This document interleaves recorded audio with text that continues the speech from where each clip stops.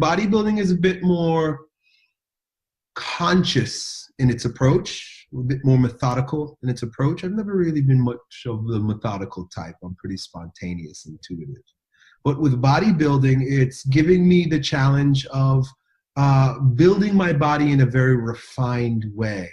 And so, of course, exercise programming and execution of training, I'm very mindful of.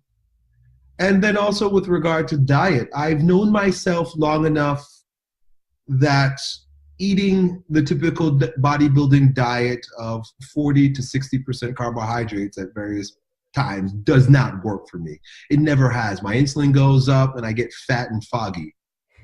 So I was drawn to your book because I knew that a cyclical ketogenic approach would just fit me most naturally. And I'm getting huge. I'm building muscle. I'm just not getting as puffy as I was when I was a strongman because I cycle my carbohydrates and I'm much more mindful and methodical about when and how I spike my insulin.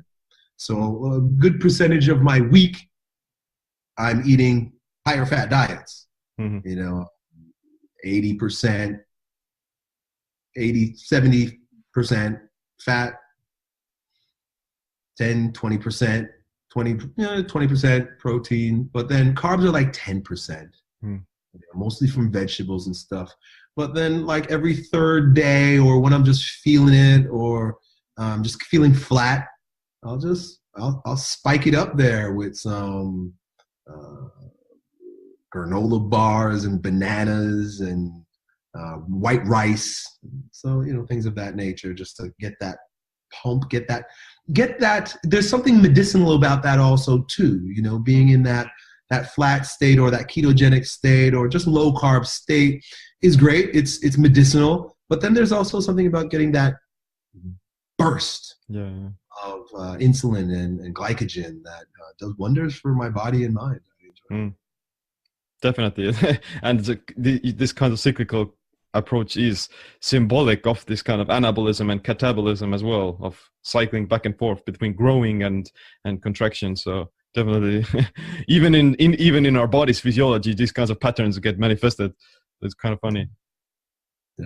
Yeah. There's nothing that will humble you more than fighting against physical resistance in hopes of expanding yourself. Even if I die, it doesn't matter. Boom! That is oneness, that is meditation, that is integrity, that is unity. Our sense of ourself is so huge that if we try to draw it into this frame, the frame destroys. If you're going through a chaotic or a crisis moment, just know that on the other side of that breakdown, on the other side of that deconstruction is a brand new you, a stronger version of you. The light is going to rise. The path is there, we just got to step on it.